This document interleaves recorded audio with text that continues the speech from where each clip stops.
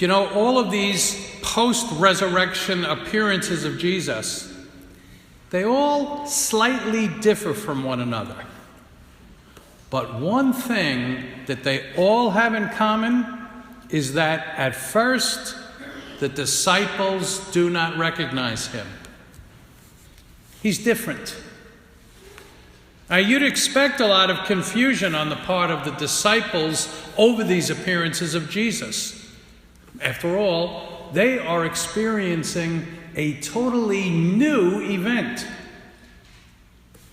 When Jesus gave back life to Lazarus, that was a revival.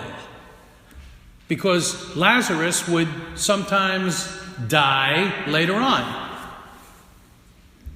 But God has raised Jesus from the dead, never to die again. That's not a revival. That's a new creation. And once he showed them his wounds, then they recognized him. And because of our union with Jesus in baptism, we too share in that new life. We too are a new creation. What shall we do with this new life? How should we share this new life with others? Well, today's gospel begins to address those questions. What is the atmosphere in the place where Jesus appears? John tells us that the disciples were afraid, and they had every reason to be afraid. What happened to Jesus could also be inflicted upon them, they think. John tells us the doors were locked where the disciples were. And I don't think they were just physically locked. Because doesn't it also describe their emotional and spiritual states as well? Mary Magdalene had already told them that she had seen the Lord. But they could not comprehend what she said to them. After all, who ever heard of somebody rising from the dead? If he had risen, then all bets are off. The world would be an entirely new place. And also, if he were alive and should appear to them after their repeated denials and their betrayals and their doubts, what kind of mood would Jesus be in? So maybe that was another reason for the disciples' fear and uncertainty. But Jesus come to them, despite being locked in physically and emotionally. And we quickly learn what kind of mood Jesus is in, because his first words are, "Peace be with you." And immediately the disciples recognize Jesus and receive that greeting. And their fear and sadness turns into great joy. Now, while the resurrection did not deliver them from a violent world, almost all of them would be martyred for their faith.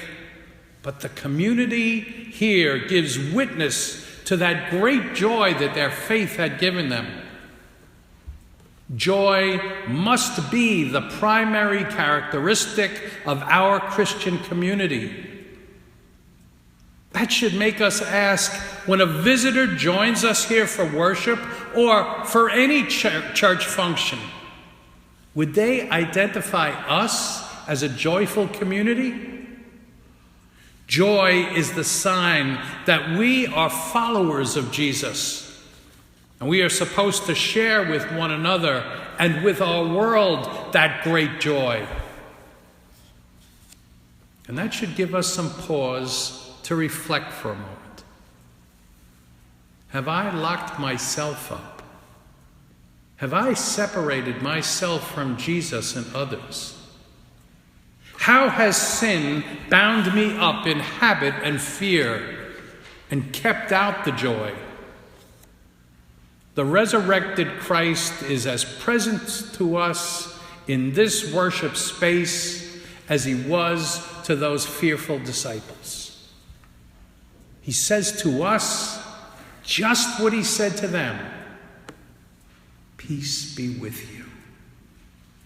His presence and his words open the locked doors of our hearts, and as he enters, bringing his assurance that we are reconciled with him. Listen again to those words to us. Peace be with you. Receive the joy and forgiveness that his assuring presence gives us. And he's not finished with us. He's got something for us to do. After Jesus bids a second peace to his disciples, he gives them what is commonly called the Great Commission. As the Father has sent me, so I send you. Just as Jesus has been sent by the Father, he gives them his Spirit, and he sends them to accomplish the task of reconciliation, to do as he was sent to do. Those who encountered and accepted Jesus were forgiven all of their sins. Did you notice in that reading that John doesn't tell us the number of disciples that are in that room, or their names, or even whether they were both men and women in there?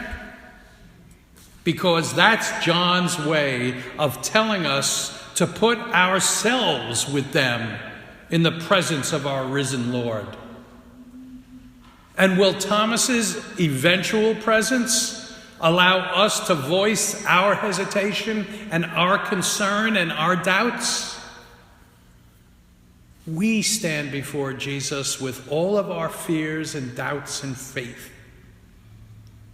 And Jesus says to us in reply, peace be with you. We are accepted and we are sent to share what we have experienced.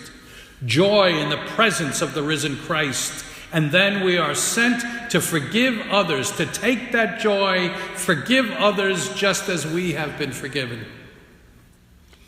If we practice the commission of forgiveness that Jesus has charged us with, wouldn't it make people wonder what was the source of that unusual behavior?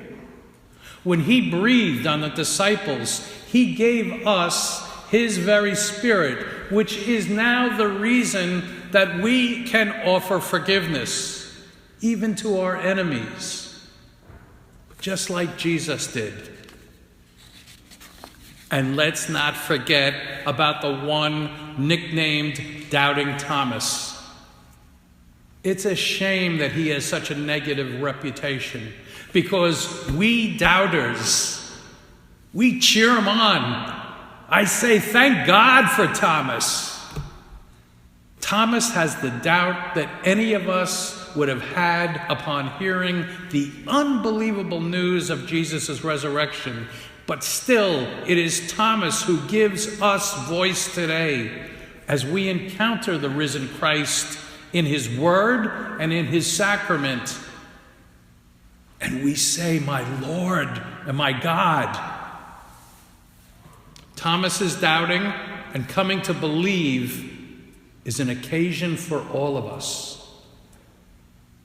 It is the occasion for Jesus to pronounce a blessing on every single person here. Everyone who expresses faith in him. Those of us who have not seen or touched him even. But all of us who still believe and proclaim today with Thomas, my Lord and my God.